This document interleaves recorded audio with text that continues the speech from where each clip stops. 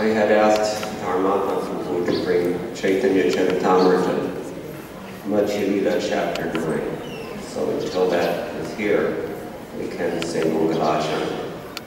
Om Gnanatimirandhasya Gnananjana Shalakaya Chakshurunmilitam Yena Tasmai Shri Gurave Namaha Shri Chaitanya Manobhishtam Sthapitam Yena Bhutale Swayam Rupa Kalamahyam Dadati Swahananchitam Vandeham Shri Guru Shri Udara Kamalam Shri Gurum Vaishnavamscha Shri Rupam Sagrajatam Sahagana Raghunatham Vitam Tam Sajivam Sadvaitam Savadhutam Parijana Sahitam Krishna Chaitanya Devam Shri Radha Krishna Padam Sahagana Lalita Shri Vishakhan Vitamscha He Krishna Karuna Sindho Dinabandho Jagatpate Gopesha Gopika Kanta Radha Kanta Namostute Tapta Kanchana Gaurangir Radhe Vrindavaneshwari Vrishabhanusute Devi Pranamami Haripriye Vansha Kalpatarubhyascha Kripasindhubhya eva cha Patitanam pavanebhyo Vaishnavebhyo namo namaha Jaya Shri Krishna Chaitanya Prabhu Nityananda Shri Advaita Gadadhar Shri Vasadi Gaur Bhakta Vrinda Hare Krishna Krishna Krishna Hare Hare Hare Rama Rama Rama Hare Hare. Today is the holy disappearance anniversary of Sripad Madhvacharya. I'm sorry, I have a little bit of a cold, so please forgive me. He was a great devotee of the Lord, according to traditional sources, his biographers. He was a triple incarnation of Hanuman, Bhima, and Vayu, all at the same time. That's a pretty powerful combination. And certainly Madhvacharya executed pastimes in a very robust, radical, confrontational manner, in a very Kshatriya kind of a mood. He saw it as the purpose of his incarnation to rout the Mayavad philosophy totally. He had zero tolerance for any tinge of Advaita.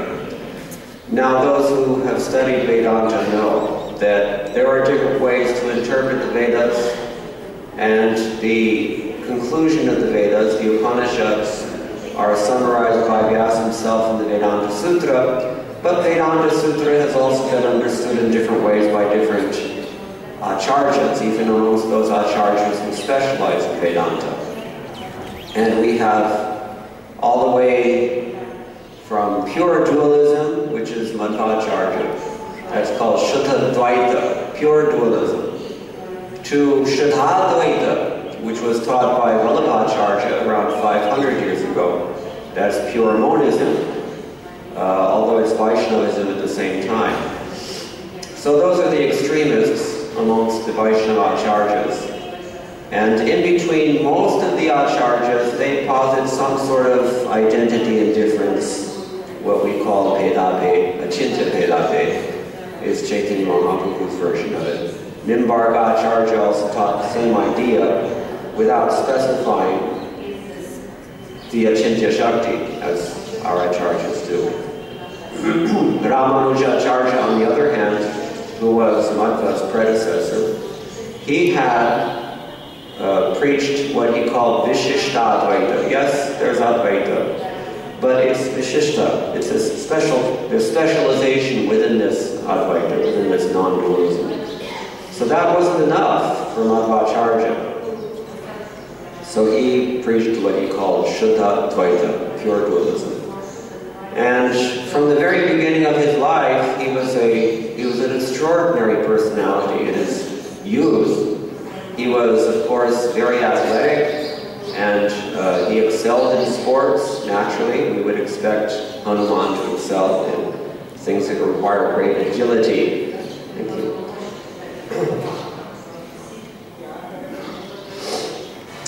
In the Chaitanya Charitamrita, there is one purport in which Srila Prabhupada talks a little bit about Madhvacharya, his background, his birth, and his activities, etc. Let's see if I can find that. When Chaitanya Mahaprabhu went to South India, he stopped in Udupi. Udupi is in South Kannada district in South India, and Madhvacharya appeared near that place. So Srila Prabhupada writes, this is Madhya Lila chapter 9, text 245. Chaitanya Mahaprabhu next arrived at Udupi, the place of Madhvacharya, where the philosophers known as the Tattvavadis resided. There, he saw the deity of Lord Krishna and became mad with ecstasy. Has anyone here ever been to Udupi? Raise your hand. Then you know. You know why Chaitanya Mahaprabhu became mad with ecstasy when he saw the deity of Krishna.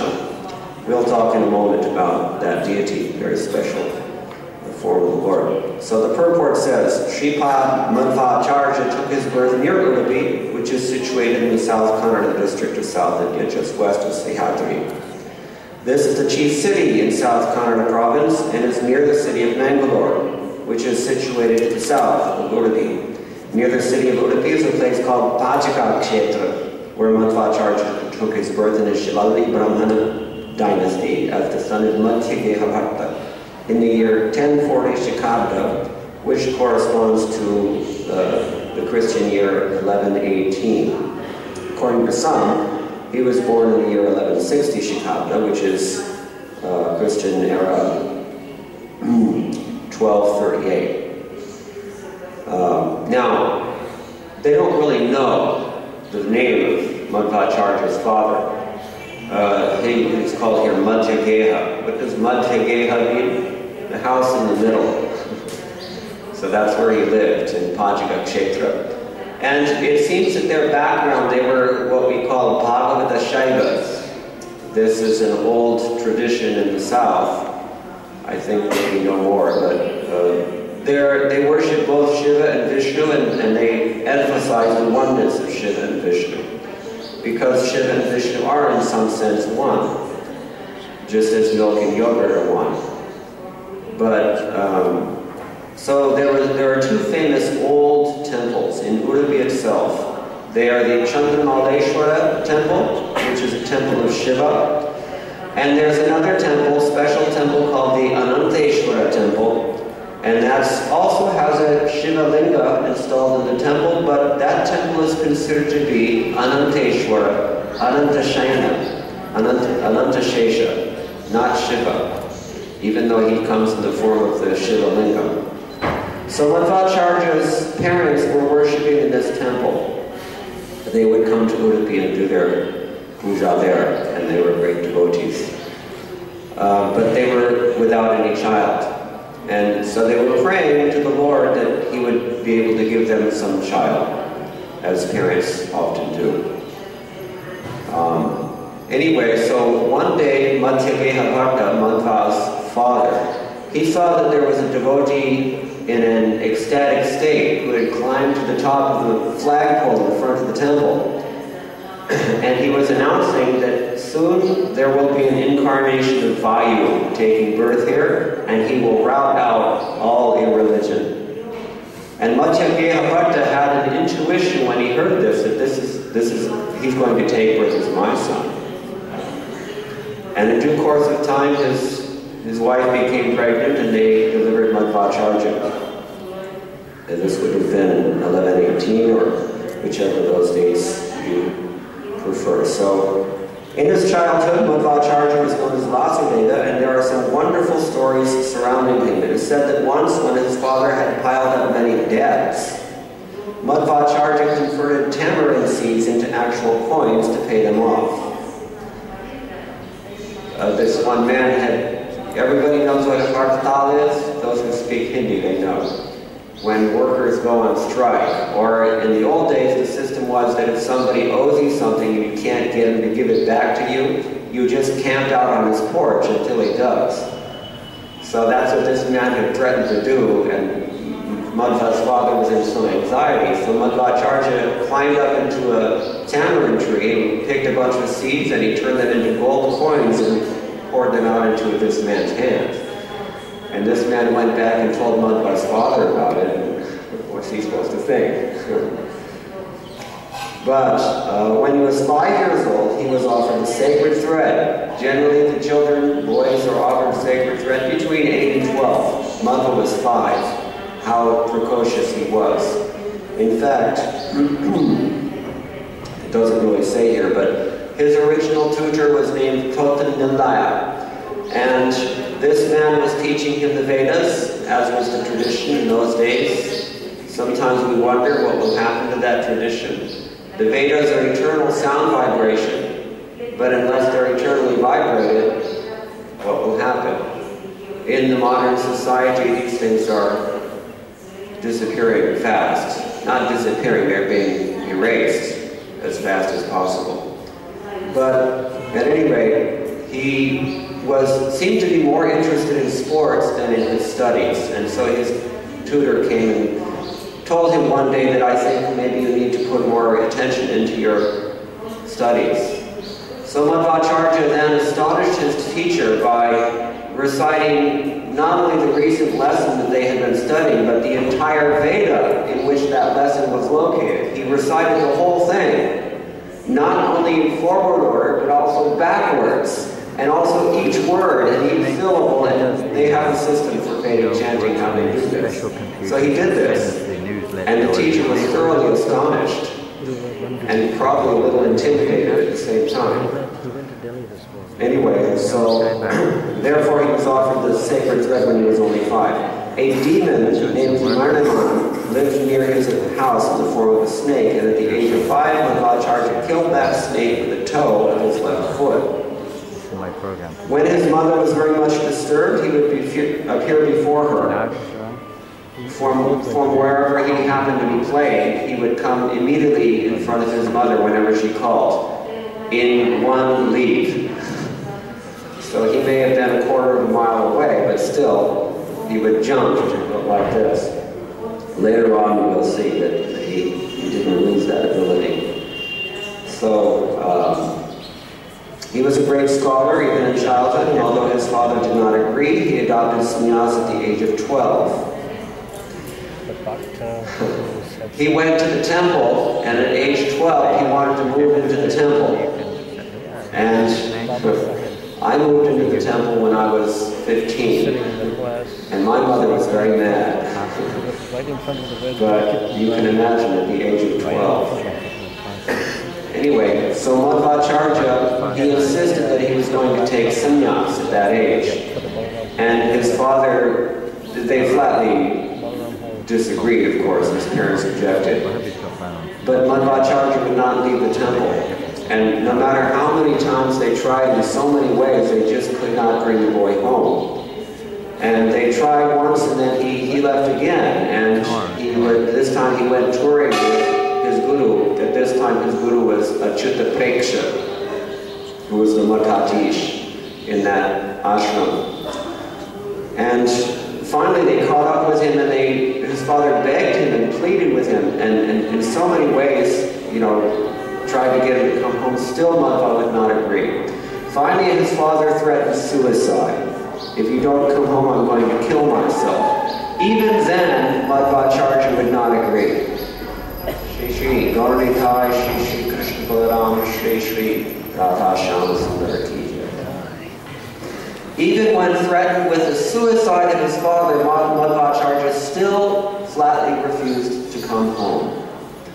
Finally, the exasperated parents, they were probably astonished as well. They said, "Have you no mercy in your heart? that you're our only child. Who's going to take care of us? We're getting older now. At this, Madhvacharya finally relented and said, okay, I will stay at home until you have another son. And sure enough, as soon as Madhvacharya Bhattacharya's wife conceived, Madhva was gone, and the parents couldn't do anything. He lived up to his end of the promise. So that was his sannyas. Upon receiving sannyas from Achyuta Preksha, he received the name Purna Prajna Tirtha. Purna Prajna. Purna Prajna means he has full wisdom.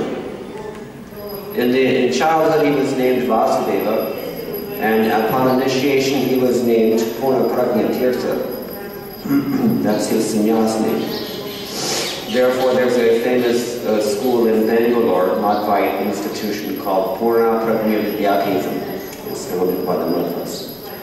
So after traveling all over India, he finally discussed the scriptures with Vidyashankar. Okay, we'll get to that in a moment.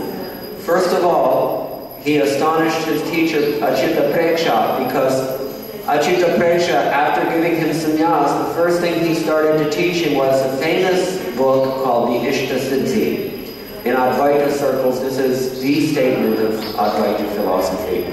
But Achyuta Preksha had gotten no further than the first verse, and Madhvacharya countered everything that he said in 30 or 40 different ways. From that many angles, he said, this is just wrong. And so Achyuta Preksha was a little astonished as well. And Madhva explained his position very clearly, and doubtless Achyuta Preksha must have been impressed.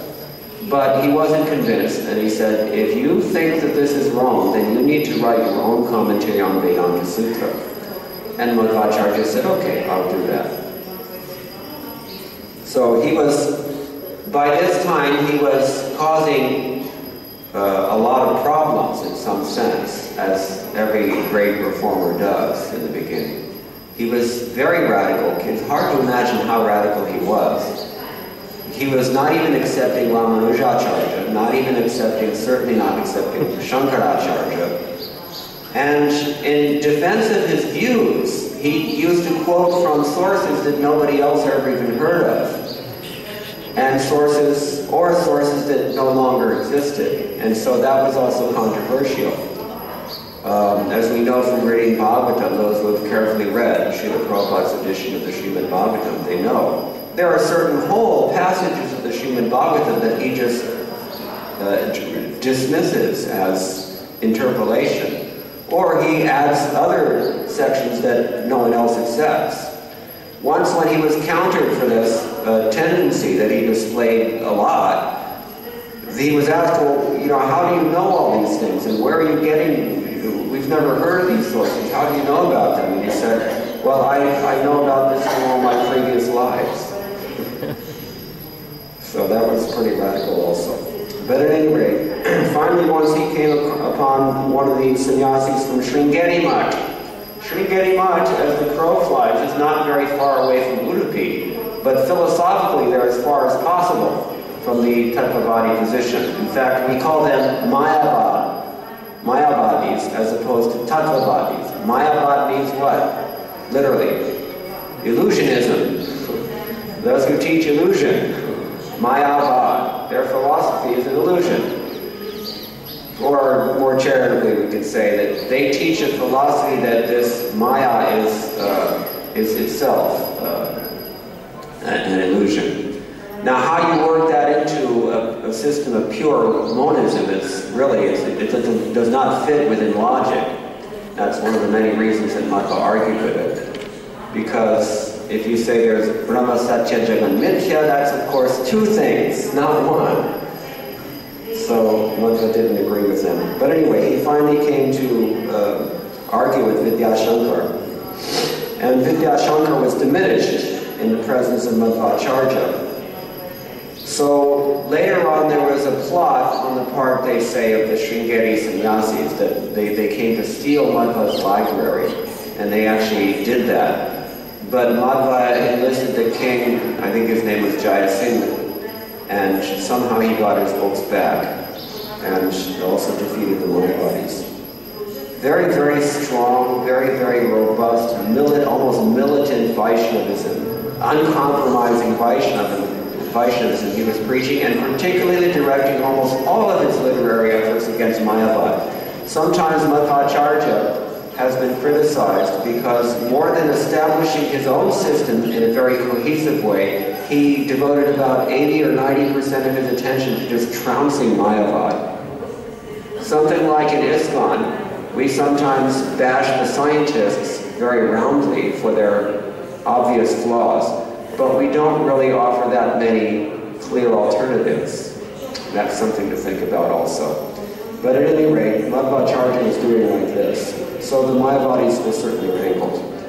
Then, and like many others before them, they demanded that, well, if you think you know so much, then let's see your interpretation of Vedanta. Write a commentary on the Brahma Sutras.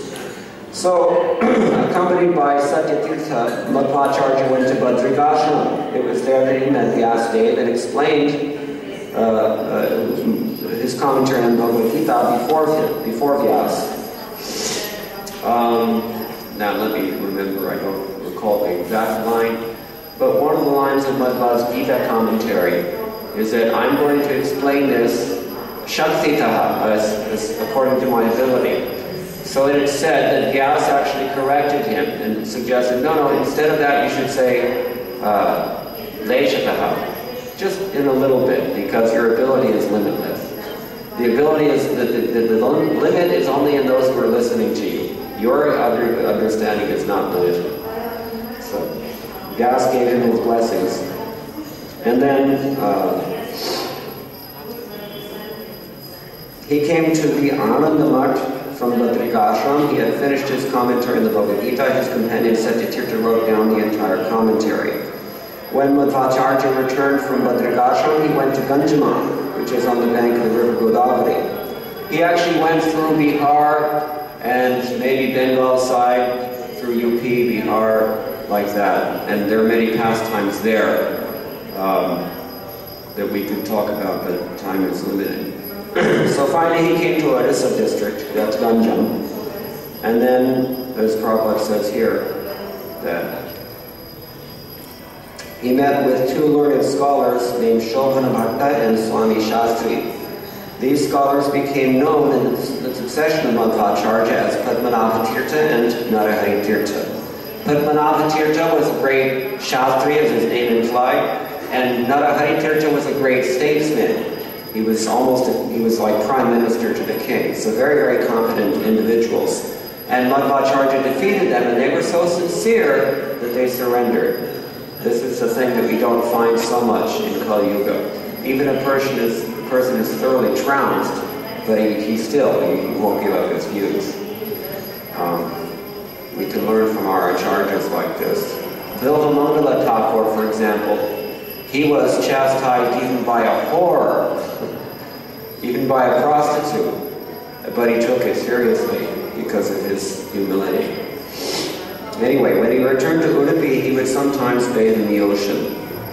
Incidentally, he brought back from Orissa, from Kalinga rather, this Mula Sitaram deities, famous old deities that were worshipped by Ikshaka Maharaj, and they're still in Udupi, as I understand, or maybe they've gone somewhere else. But okay, so he came back, and one day, while sitting beside the ocean, engaged in meditation upon Lord Krishna, he saw a large boat containing goods for Dwarka was in danger. He gave some signs by which the boat could approach the shore, and it was saved. The owners of the boat wanted to give him a present, and at that time Madhvacharya agreed to take some Gopi Chandan. He received a big lump of Gopi Chandan, and as it was being brought to him, it broke apart. Now, there's a long backstory to this. You all know this story, I think. When the Gopi Chandan broke apart, it revealed a large deity of Krishna. The deity had a stick in one hand and a lump of food in the other. As soon as Madhvacharya received the deity in this way, he composed a prayer.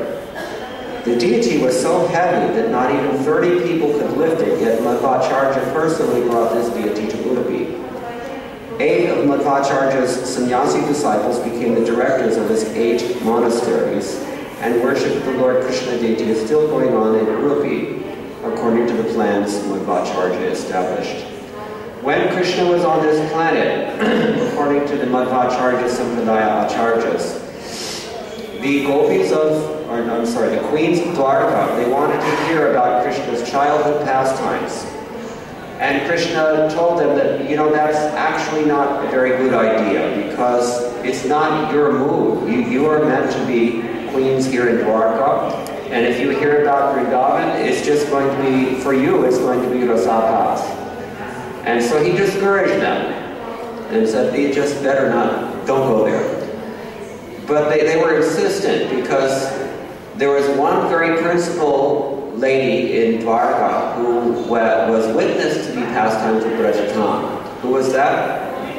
Rohini Devi, Balaram's exalted mother. Rohini Devi ki jai. So she had agitated all the minds of the queens by narrating the Braj Leelas.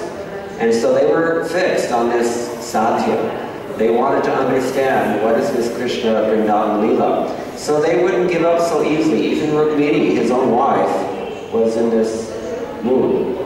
And so Krishna many times tried to dissuade them, but they wouldn't be dissuaded. So finally, Krishna agreed they wanted Krishna to show them his Balila form, his form as a small Gopal. And so finally, they were so insistent that he had to do it. Krishna becomes under the control of those devotees that he loves in this way. So he showed this form, exactly the form of this deity that Madhva worshipped. And he's actually holding a churning rod. That stick that Prabhupada mentions is actually a churning rod that they used to use in the old days for churning butter. Now, if we don't buy it from Amul, then we just put something in the blender and that's it. But in the old days, they would put it in a pot and they would have to do this. And the gopis, chudiyam, these bangles that every woman wears, they would jingle and jangle and make a rhythmic noise, and they would sing kirtan. With that towel, they would sing the kirtan. It's described in Hari Bhakti Vilasa in the early morning. We should all remember these gopis as they sing this auspicious kirtan, because their kirtan dissipates inauspiciousness in every direction all over the universes. Anyway, so Krishna is holding this churning rod and some ropes also. And probably he's got some butter in his hands, no doubt, as well. This is the form that he showed it, and he was frisking around and playing in so many ways, and he was doing so much mischief with his mother, stealing her churning rod, etc., etc. And these Bhakta Mahishis, the queens of Dwarka, became so enchanted, so thoroughly entranced, and delighted by this form. They all, unanimously, they all voted that just, stay this way, don't go back to this Dwarka, we like this better. And Krishna said, I told you this would happen. And so anyway, then there was a truce, that they wouldn't go, the queens would not give up and Krishna would also not give up. So finally they came to an agreement that Krishna said, I will become a deity just like this and you can worship. So this Krishna form that was playing around amidst the queens of Dwarka, he froze in the form of this deity of Udupi Shri Krishna. And he was worshipped thereafter mainly by Rukmini. She had her own garden in her own palace, as did all the queens of Dwarka. It was called Rukminivan. And in Rukminivan she had built a small temple. And in that temple she was daily worshipping this Bhagopal form of Krishna.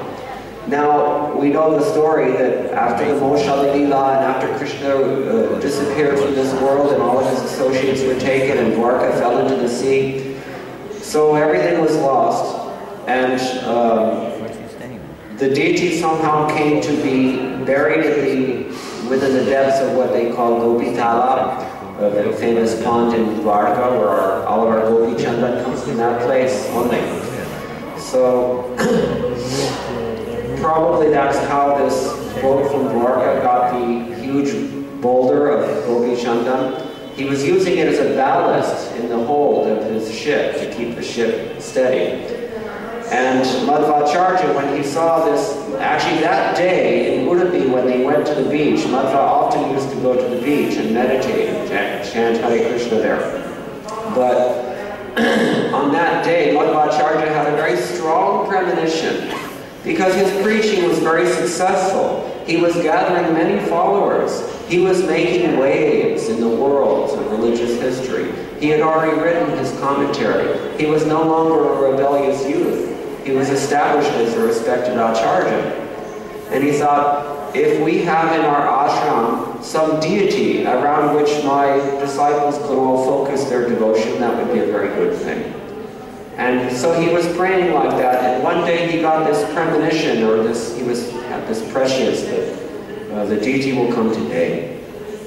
And so when he went to the beach at Malpe, place near Udupi, he sat there and was composing this stotra, which later came to be known as Dwadasha Stotras, 12 stotras, beginning with Vande Vantyam Sadanandam Vasudeva Niranjanam Indirapati Madhyadim Varadesha Varatpradam.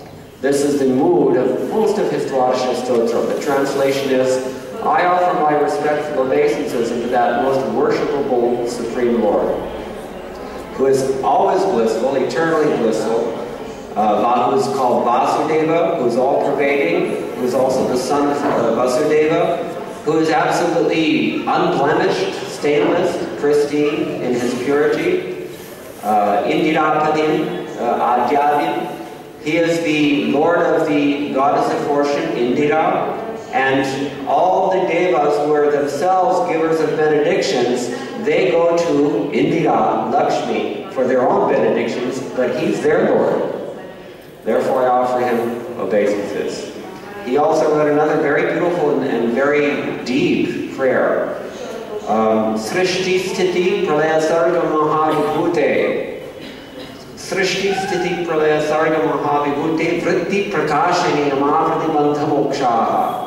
Yasya Atambalava Matrata Urjita Sa Shri Ryat Kataksha Balavati Ajitam Namami. I offer my respectful obeisances unto that unconquered Supreme Lord, the mere glance of whose eternal consort, Lakshmi Devi, is sought by the best of all the demigods, because her fleeting glance has the potency to affect creation, sustenance, dissolution, great wonder, one's all occupations, all the rules and regulations governing society, all the covering that we fall into when we were in illusion, and bondage and liberation also. All these things are affected simply by this Lakshmi Devi's glance. So I offer my respectful obeisances unto that Ajita, that Supreme Lord. Actually, if you read between the lines, he's offering his obeisances unto the Lord's eternal Shakti. Another form of Srimati Radharani. But it wasn't his position to reveal these things, so he didn't do so. He didn't reveal the majesty, the supreme devotional preeminence of Srimati Radharani, the Ahladani Shakti of the Lord. He didn't directly reveal that. That was to come later on from those in his line, namely, whom? Madhavendra Puri, Ishwara Puri, like that. They're the ones who really established the glory of Srimati Radharani. Anyway, so he established this deity. He was meditating on the Dwadasha Stotram like this, and he had composed 5 of those stotras when he saw this boat off on a sandbar off the shore. So, being the incarnation of whom? Hanuman, Bhima, and Vayu. He took his claws and said, the sannyasis wear this claws on the top, and he went, and he waved his claws. And this boat was maybe 1.5 miles offshore, but it created such a huge gale that it just blew the boat off the sandbar. And the captain and all of his crew were thoroughly astonished by this, and they came on shore they thought, well, we don't know what that man is. They came to get his blessings and to offer, they said, anything you want from this boat, we're full of merchandise going to South India to sell from Dwarka. Anything at all that you want, you just please take it. Madhvacharya answered, we're just sannyasis, we don't really need anything, but we do use this gopi chandan, we could use that. So the captain ordered his crew, take this block of Gopi Chandan out. They couldn't lift it. As Prabhu wrote here. Madhvacharya himself lifted it up. And he took it out and put it on the ground, and after thanking him profusely, they paid obeisances and they left, and Madhva and his party proceeded back to Udupi. Now about halfway to Udupi, there's a Balaram temple, which is called Vrindavan, and they stopped there. And when they stopped at that place, they put down this block of Gopi Chandan. Madhvacharya was carrying it. He put it down, and that's when it split open. That's actually the place where Udupi Shri Krishna revealed himself. And then they saw this beautiful deity holding the turning rod and the robes that he stole from his mother. The same deity that was worshipped thousands of years earlier by Rukmini Devi in Dwarka. Somehow or other, Krishna arranged, as he always does, to reciprocate with the pure devotion of his devotee and to give this deity to Madhvacharya. Then they took the deity back. Madhvacharya was in ecstasy at this point. If you read the Dwadasha Stotras, you can see that from this point on, for the rest of the Stotras, there's 7 or so remaining, they become very lyrical and ecstatic in character. Not so formal style anymore, just he's singing things like Devaki Nandana Nanda Kumara Vrindavan Anjana Gokula Chandra Kanda Palashna, like this. O son of Devaki, Nanda Kumara, O moon of Gokula, who was eating roots and fruits in the woods when you go out for gocharing, like this. And he says, Ananda Mukunda Varaprada, my dear Mukunda, giver of bliss, bestower of benedictions, please enlighten me about your activities. Let me understand, how is it that you come to me in this form? He's praying like this, Madhvacharya. So he finished his Dwadasha Stotras in the form you can imagine as Sankirtana on the way back to Udupi. They were all singing in ecstasy. So they washed the deity very carefully in the Madhva Sarovar, that's the temple tank behind the temple in Udupi. And then they installed it, and the deity is being worshipped there to this day, as Prabhupada wrote here. Now, Madhva then for a second time visited Badrikashram. While he was passing through Maharashtra, the local king was digging a big lake for the public benefit. As Madhvacharya passed through that area with his disciples, he was also obliged to help in the excavation. After some time, when Madhvacharya visited the king, he engaged the king in that work and departed with his disciples. Often in the province of Ganga Pradesh, there were fights between Hindus and Muslims. The Hindus were on one bank and the Muslims on the other. Due to community tension, no boat was available for crossing the river. But Madhvacharya did not care for these soldiers. He crossed the river anyway. When he met the soldiers on the other side, he was brought before the king. The Muslim king was so impressed with him, was so pleased with him, that he wanted to give him a kingdom and some money, but Madhvacharya refused. In other words, this Muslim king thought that who is this person who has the temerity to overstep my rule, that no Hindu can set foot here. He was impressed at Madhva's, what we call chutzpah. And then, therefore, he offered Madhva anything he wanted, because after speaking with him, he could understand that this person is no lightweight. Even intellectually, he was a genius as well. He was a very good musician also. There are stories about Madhvacharya. By singing, one time he made a plant sprout from a seed, grow into a tree, and produce fruits and flowers. Just by singing. It's said like that, at least in classical music they say that if you sing Rag Deepak, you can ignite lamps, if you're a perfect singer. Singing Rag Malahar, you can make it rain, like this. Stories about Tansen and other famous musicians. Anyway, so Madhvacharya was of this class. It's said that he played the veena. So, what else? While walking on the road, he was attacked by some dacoits, but by his bodily strength, he killed them all. There is a huge boulder in a river in South India. Huge boulder, maybe the size of this building. And there is a Sanskrit inscription on the side of that boulder that says that Madhvacharya had put it in the middle of the river with one hand.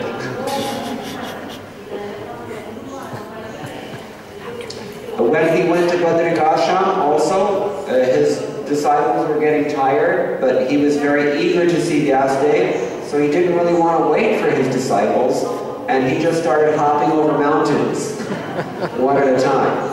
And he got there very quickly. His disciples came on, we can imagine, a few weeks later, perhaps.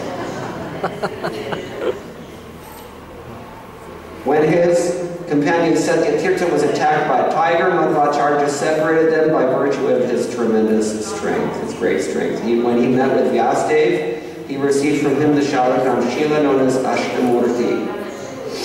After this, he summarized Mahabharata. Mahabharata, you can imagine, is a very important book for someone who is the incarnation of Bhima. And therefore he's able to give its tatparya. He knows from personal experience. In his Dwadasha Stotras, there's one of the verses says, Smarami Raji Balochanam or something like that, I don't remember. And the commentator writes there that the reason Madhvacharya is using the verb Smarami, I remember, Ramchandra, is because he does remember. He was Hanuman in the Leela himself. So Vayu is another thing. See, all of us, we're all moving, we're all kept alive simply by Vayu, if you think about it. If the airs are no longer working in this body, it cannot sustain life. Therefore, another name, Madhvacharya, is also called Mukhya Prana, the chief of all the pranas. Interesting facts there. Madhvacharya's devotion to the Lord and his erudite scholarship became known throughout India. Consequently, the owners of Sringeri Mutt, established by Shankaracharya, became a little perturbed. We've already told that story, so I'm going to skip over that. Yeah, this Jai Singh was the ruler of Kumbla. He was the one who got his books back. Now, a great personality named Trivikramacharya, who was resident of Vishnu Mangala, became Madhvacharya's disciple. He was a great scholar, this Trivikram Pandit Acharya. And after becoming his disciple, his son later became Narayanacharya, the composer of Sri Madhvacharya. Madhvacharya, or Sumadhvacharya, it's also called, that is the authorized biography of Madhvacharya, and most of the information that we're relating today is coming from that source, if it's not here in Prabhupada's purport. So after the death of Trivikramacharya, the younger brother of Narayanacharya took sannyas and later became known as Vishnutirtha. So all the things that we hear about Madhvacharya, unlike those that we hear about other acharyas, they're almost first-hand accounts because they were composed just after Madhva's departure from this world. With the Shankara Digvijaya, as it's called, that's the biography of Shankaracharya, for example, that was composed hundreds of years after Shankaracharya's departure from this world. Not so with this book. This book was composed by persons who knew and worked closely with Madhvacharya. Something like the Srila Prabhupada Lilamrita is very authoritative because it's first-hand. It is reputed that there was no limit to the bodily strength of Purna Prajna Madhvacharya. He had another name, which is Ananda Tirtha. And in fact, the name Madhva is considered to be just an abbreviation of this longer name, Ananda Tirtha. Ananda means Madhu. The word Madhu means Ananda, something which is sweet or something which is blissful. That's Ananda. And Va is, they say, is another form of the word Tirtha, which means sacred place or access point, we can say. So Ananda Tirtha therefore means the exact same thing as Madhva. Therefore his name is also Ananda Tirtha, and he was given the title Bhagavapada. So Gopal Krishna Maharaj is not the first one. This is a traditional title as well for an acharya. So it was reputed that there was no limit to the bodily strength of Purna Prajna Madhvacharya. There was a person named Karanjani who was famed for possessing the strength of 30 men. Madhvacharya placed the toe of his foot upon the ground and asked the men to separate it from the ground. But the great strong man could not do so even after great effort. It's said that there was a great flagpole with what we call Twaja Stambha, especially in South Indian temples. They have these poles in the front. And they're very heavy because sometimes they're made out of pure iron. Used to be in the north. Anybody here ever been to Delhi in the area known as Qutub Minar? There's a place there where there's another one of these poles. Anyway, they used to be all over the place, but you can imagine they're very heavy. So there were two strong men. They had the strength of 30 men, but they could not lift one of these poles. So you can understand their strength. And Madhvacharya said, try to separate my big toe from the ground. And they couldn't do that either. Now, I don't think it's stated here, so I'll just add a few interesting points. Madhvacharya in his early days, but also throughout his leelas when he was preaching, he would often go to home programs, as we do now. And he would be hosted there, and he would be given a great feast on many occasions, we can imagine, after his preaching. And on one such occasion, after having consumed a huge feast, after the feast, the host brought before him a large tray of several hundred bananas and pots of milk. The idea is that the Swamiji will bless this, and then they can distribute it to those outside who could not get in, or who could not get this up. Sometimes we also do this. Prabhu used to do this also. Old tradition. So they brought before Madhvacharya several hundred bananas and 30 pots of milk.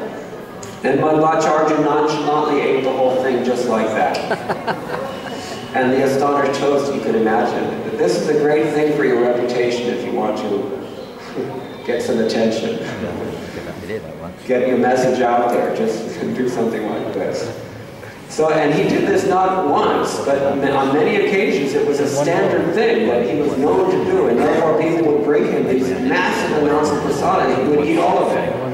And someone asked him, how are you able to do this? I mean, this is after a big feast. Bananas and milk after a big feast. How are you able to do this? And Madhvacharya just matter-of-factly replied that my digestive powers are superhuman. Which in fact they were.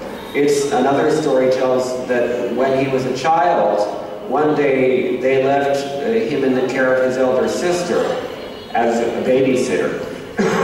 Parents had to go outside of town. And so she was responsible to make sure that he ate, but she evidently didn't really watch him close enough because there was a huge barrel, they have these old clay pots that are just huge, and it was full of horse gram. I don't know how you say this, what's horse gram? Like some heavy dal, and raw, just the dal seeds. And Madhvacharya, his sister, came back and found that the whole barrel had been tipped over, and Madhvacharya was finishing the last of these. He ate the whole thing. Raw, uncooked, dal. A huge pot of it. So he had this ability, because after all, who is he? The incarnation of? Bhima, Vrikodara. His digestive powers are limitless. Okay, so the Acharya of the Madhva Sampradaya established Uttapi as the chief center, and the monastery there was known as Uttarahi Math. And then the Prabhupada lists the Parampara coming from Madhvacharya, which we know, or we've heard, or can look up. And then after the 16th Acharya, Vidyadhiraj Tirtha, there was another discipline succession, including Rajendra Tirtha. Vijayadhvaj, he's a famous commentator on the Bhagavatam. Sometimes we find Prabhupada is quoting him in his Bhagavatam reports, Vijayadhvaj Tirtha. Purushottam Subramanya Vyasaraya, 19th Acharya Ramchandra Tirtha, had another, anyway, he goes on. Raghavendra Tirtha is another famous. So, to date, in the Udupi monastery, there are another 14 Madhvatirtha sannyasis. So, anyway, that's most of the information there. And then Chaitanya Mahaprabhu saw this Narataka Gopal. It would seem this is the same deity as Udupi Krishna. But it may also be another deity, smaller deity they have there, which they call Navanita Krishna, Krishna dancing for butter. In each hand he's holding a ball of butter, and he's dancing. Because we know from Bhagavatam the gopis, they came before Krishna and they said, if you dance, we'll give you a little bit of sandesh, some sweet we'll give you. So Krishna starts to dance. He starts to stamp his little feet just to please his devotees. Prabhupada says. Therefore he's called Gopi Jana Vallabha. When we chant Gopal mantra in our sampradaya, we're all initiated in this mantra. So one of the names is Gopi Jana Vallabha, and we can meditate in this way. Krishna's only program, natasya karyam karanam cha vidyate, natatsamashyabhyati kashcha drishyate ityadi. His only program is to please his devotees, because otherwise he has no responsibility, no obligation, no requirement. We need faith. And we go to him to fulfill our needs. But he needs nothing. He's completely Purna. Purna Midam, the Supreme Personality of Godhead. Now, Madhvacharya, he was expert in his studies after learning all the Vedas. He specialized in the Aitreya Upanishad. And it said that he left this world at the age of about 80 years old. He left this world while he was speaking from the Aitreya Upanishad. There's a place in the Ananteshwara temple where his parents worshipped and where he also worshipped. It's directly across the street from the Udabishi Krishna Mutt. And there's a place that you can still go there, and it shows you can see his seat, Vyasa-san, where he used to sit and speak, mainly from Aitreya Upanishad. At least when he left the world, he was speaking from Aitreya Upanishad. He was very fond of it. So Aitreya Upanishad is one of those Upanishads that, in the spirit of the Upanishads, is urging one towards self-understanding. In the beginning, it describes some things about the creation of this world and the species within it. Then it talks about food, the necessity of food in this world and the nature of food, and how everything is food for everything else in this world. And then it talks about, it starts raising questions about sight, for example. Who is the person who sees? Is the visual faculty, is that the real Atma? Is it the thing that hears? Is it what touches? What is this Atma? This is the idea. Aitreya Upanishad is speaking on these lines, bringing us to a point of atato brahma jignasa, or atato atma jignasa. Understand what is the self. Because until we understand ourselves, there's no way we're going to understand Krishna, or even anyone else. So Madhva's philosophy is, as I said, Shuddha Dvaita, pure dualism. But that's maybe a slightly misleading term. It might be better to call it pure pluralism, because he actually has a fivefold distinction between the jivas and the Lord, between the Lord and his energy, between the jivas and his energy, between the jivas and the jivas, and between the energy and the energy. Whereas all the other Vedanta acharyas have some degree of identity with the Supreme, Madhvacharya cuts it off altogether. You are not the same as the Supreme. In fact, this famous Mahavakya, what we call Mahavakyas, Shankaracharya calls them that. Tattvamasi in the Upanishads. Tattvamasi. Madhvacharya, Shankaracharya takes it as Tat Tvam Asi. You are that. But Madhvacharya says, no. He says, it is Tattvam Asi. You in fact exist. Tattvam means in fact. Taking it as apparently as an adverb here. So this is his mood. He's not going to compromise with Mayavad at all. And it's very important for us to keep this in mind, because Srila Prabhupada, when he gave us the pranam mantra that we sing for him, also specified very clearly, Nirvishesha Shunyavadi Paschatya Deshatarihi. His mission, it was seen, was to rid the world, beginning with the West, of this Nirvishesha Shunyavad ideal. Before Madhvacharya, there wasn't a whole lot of Buddhism, but in his time that was the main threat. And he also argued with the Buddhists very vigorously and defeated them roundly. There's one famous Buddhi, what is his name? Buddhisagar, I think, came to argue with Madhvacharya, bringing along a cracked logician with him. And after the logician's name was Vadi Singh, and after the logician was trounced by Madhvacharya, the Buddhist scholar himself said, okay, well, let's take a recess for tonight, and then we'll come back in the morning and I'll deal with you. So everybody knows what happened after that? They both disappeared in the middle of the night, never to be seen again. They didn't come back. So Madhvacharya, he was preaching hardcore dualism, uncompromising devotion to the Supreme Personality of Godhead. There are some very important differences between his philosophy and the philosophy taught by Sri Chaitanya Mahaprabhu, which we don't really need to go into because it's getting a little bit late now, but for those who are losing sleep about it, you can ask after class, I suppose. Anyway, this is Madhvacharya's disappearance day. He left this world while vigorously preaching Krishna consciousness in the holy place of Udupi. Should we be so fortunate? Anyway, we can pray for his mercy. We need his mercy. Our mission is not different from his. It's not over yet. This insidious ideology reincarnates itself age after age after age, along with those who propagate it.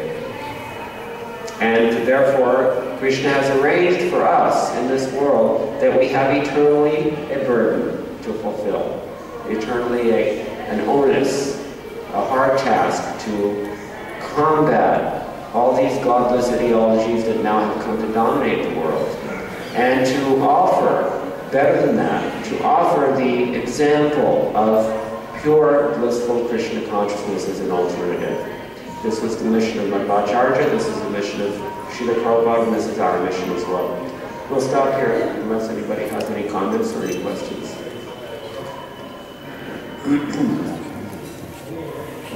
Hey. No questions, no comments? One, please.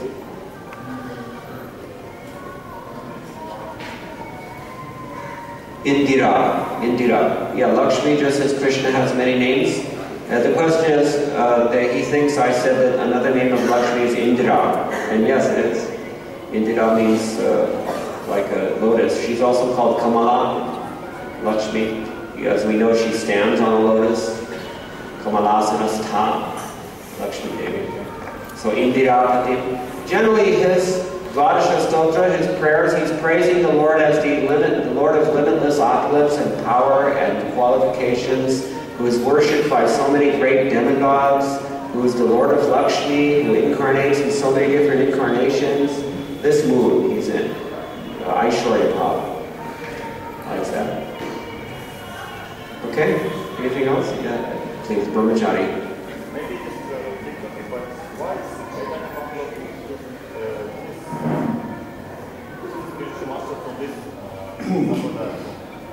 There's a microphone coming so that people can hear your questions on the net.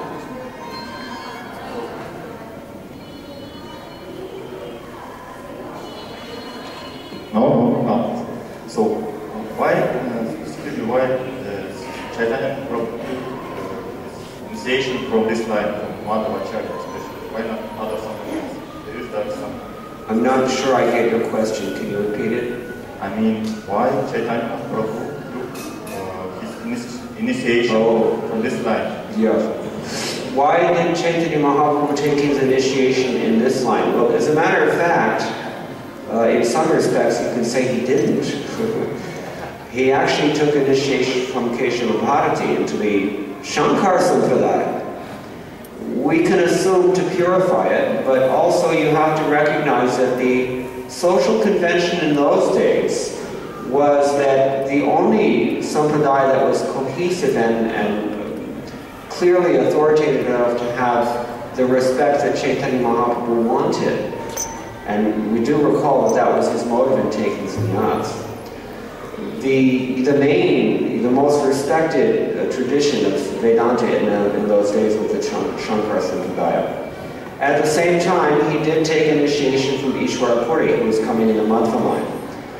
Because Madhva himself had preached in Bihar, he had left his, we can assume, some disciples there, and even to this day there are some Madhvas in Bihar, in that area. So when he went to Gaya, he took initiation from Ishwara Puri. But here's the thing.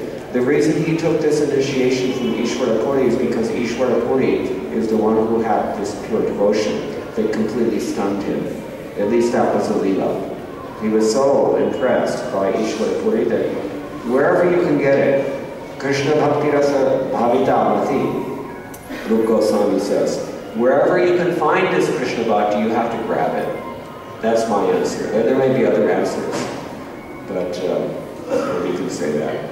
Is that okay? A lady in the back had a question also.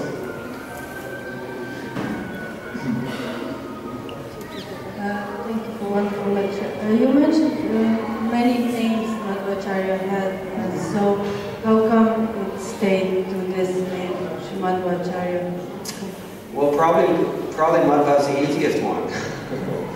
Otherwise, you have to think, well, Madhvacharya, Purna Prajna, all these other Vasudeva. But Madhva, 2 syllables of us. So I said it's an abbreviation. Okay, anything else? If not, we'll stop here. Thank you very much. All glories to Sri Prabhupada. To Madhvacharya ki